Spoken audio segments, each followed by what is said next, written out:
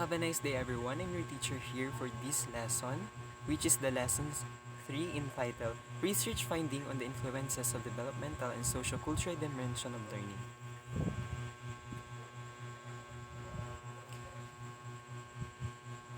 Here are the learning outcomes. The first is analyze research findings on the influences of developmental and sociocultural dimension of learning. The second is appreciate the importance of research findings on developmental and sociocultural dimension of learning. Kung ang una, kinakailangan nating i-analyze o tukuyin ang research findings sa influences ng developmental and sociocultural dimension of learning, yung pangalawa naman, kinakailangan nating i-appreciate the importance o ang kalagahan ng research findings on developmental and sociocultural dimension of learning. For our introduction, the topics on social learning and its many phases have been discussed, particularly its role and importance in facilitating learning. On the practical side, research findings also give ideas and provide knowledge to practitioners so that they could use and apply this to effectively deal with the classroom situations or come up with effective teaching methodologies, especially as they relate to the social-cultural dimension of learning.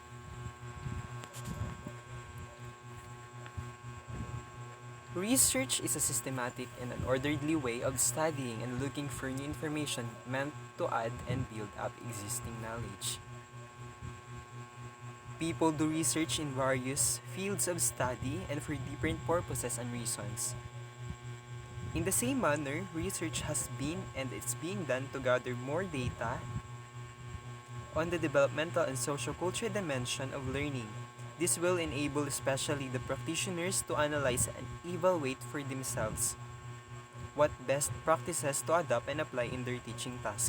And more importantly, armed with evidence and outputs of scientific study, practitioners would be in a better position to develop and apply learner-centered methodologies and approaches to teaching.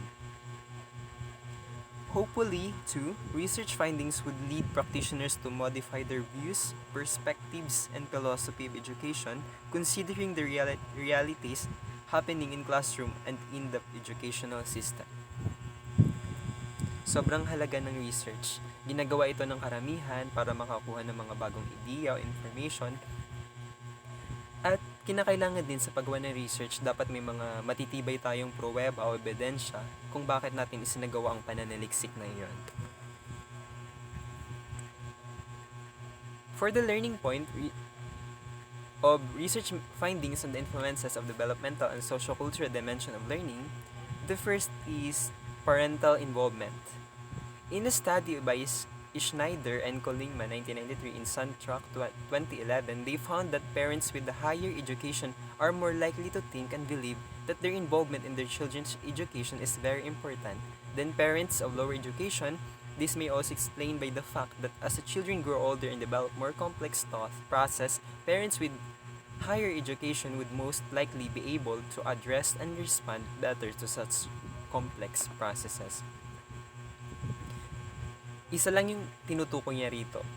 Halimbawa, kapag tayo ay lumaki sa magagaling na pamilya or matataas yung pinag-aralan, ibig sabihin yung magiging resulta maganda rin or mas mataas din yung quality ng ating ginawang research.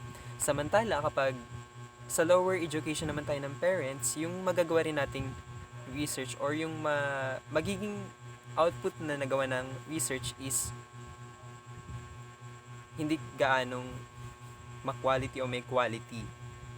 Ibig sabihin, mas maganda pa rin na lumaki tayo or pinaaral tayo galing sa parents na may mataas yung quality ng education.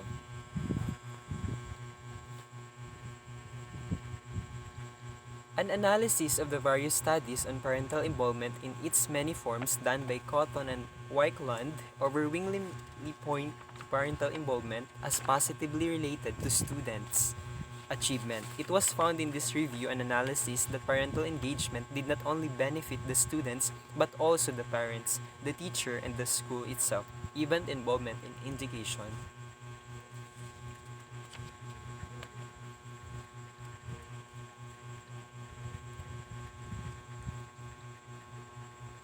They involve 195 parent participants to determine the effects of teaching word recognition skills to their children at home using materials provided by the school. After the home tutoring program, measures of word recognition skills were taken. The students taught by parents at home significantly performed better in word recognition than those who did not go through this home tutoring program. That is according to Vinograd, Bosel, and Bosel 1987. The interaction between parent and child occurring during the home teaching period could have created a good and satisfying climate for learning, which motivate these children to perform better. Mas maganda talaga na may gumagabay sa atin ng mga magulang.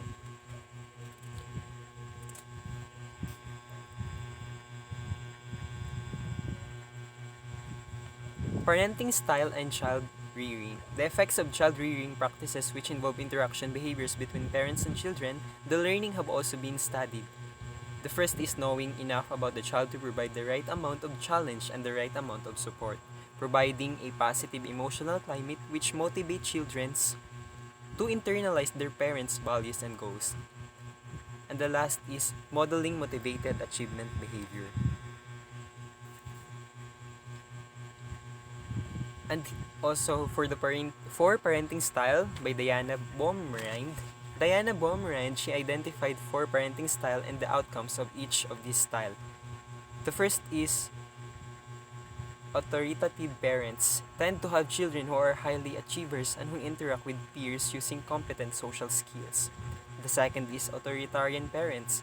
Children of authoritarian parents perform worse academically or less independent and or generally unhappy. The third is indulgent parents. Children of indulgent parents encounter more problems in relationship and interactions. Uninvolved or neglectful parents. Children of an involved or neglectful parent tend to be more impulsive and cannot regulate their emotions. We will notice the difference between the 4 parenting style of Diana Baumrind according to its definition.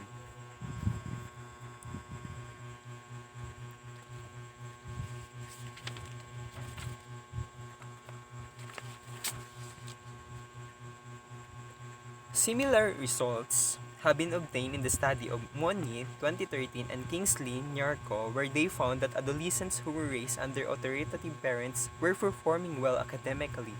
The opposite was found among adolescents raised by parents who were either indulgent or uninvolved. Yun. Let's proceed for the provision for a specific experience at home. Maria Evans and associates did a study on the importance of providing resources such as books at home. They found that having books at home is twice as important as parental education in determining children's academic and education level. The findings are the same for both Chinese and American parents. They suggest that having educational resources at home is a better predictor of achievement than ethnic.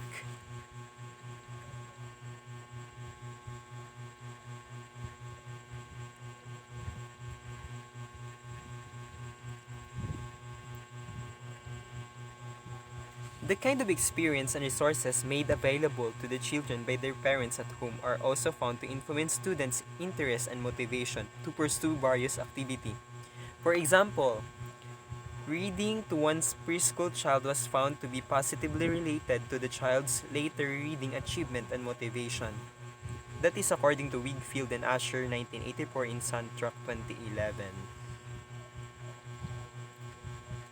Also, it was found that work habits and skills of children when they enter kindergarten best predict academic motivation and performance in elementary and high school. That is according to Entwistle and Alexander 1993 in Soundtrack 2011. The extent to which parents emphasize academic achievement or sports and provide opportunities and resources for their children to participate in these activities in the elementary school years influence whether the children are likely to continue to choose coursework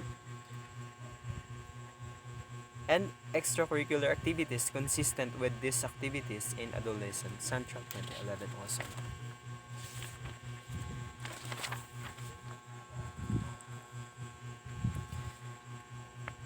Peer influence. Peer influence was also found to affect the students' motivation in many ways. A recent study revealed that having disruptive friends in adolescence was linked to lower likelihood or graduation from high school. In the same manner, having friends who are academically oriented is linked to higher achievement. That is Dodge 2010, Curisno et al. 2008, and Santrak 2011 also. Clerk Johnson made an analysis of data on peer influence and social interaction and other factors linked to academic achievement taken from the 1998 National Assessment of Educational Progress or NAEP. NAEP.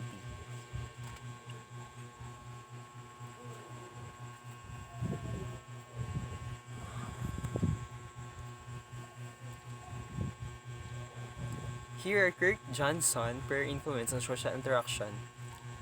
The first is the peer effect is particularly a strong effect on achievement, especially among fourth grader. The second, the peer effect is independent of other variables like ethnicity, gender, income, and other background variable.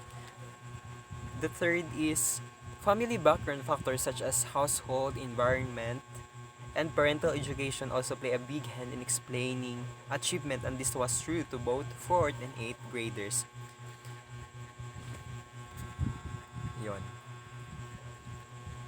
Sabi dito, it is worth noting that the basic social unit, which is the family, has been found across researches to be linked to achievement and performance. Similar results regarding the link between peer influence and achievement were obtained from the research of Liu 2010, where she found the peer influence and academic outcomes in reading and mathematics were strongly related. For the teachers, Perry, Donahoe, and Weinstein 2007 and Santrak 2011 found that instructional and socio-emotional supporting the first grade students' achievement. Wenzel 1997 in Santrak 201, the students also considered teachers' instructional behavior in evaluating how much their teachers cared for them. Teachers are significant person to students. Sobrang halaga ng teachers. Teachers carry with them a big amount of influence on the learners. Also, the study examines students' views on the qualities of good relationship with the teacher by asking them how they knew if their teacher cared for them. Results show that students had favorable impression of teachers who were attentive to them as human beings. Students also considered teachers' instructional behaviors in evaluating how much they yon. This result showed that students' motivation is optimized when teachers provide them with emotional and intellectual support.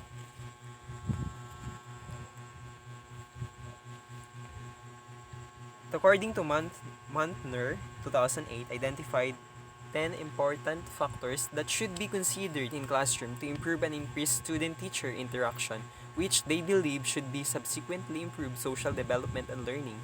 The 10 factors have been classified and lumped into 3, namely emotional support, classroom organization, and instructional support.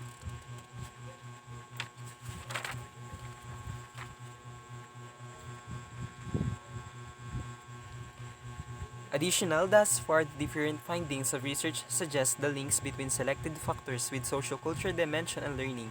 These studies have shown that parenting style, child-rearing practices, provision of materials at home, parental involvement, school peers, all of which carry a social cultural character, are related to achievement or performance in school. That's all, and thank you for your listening.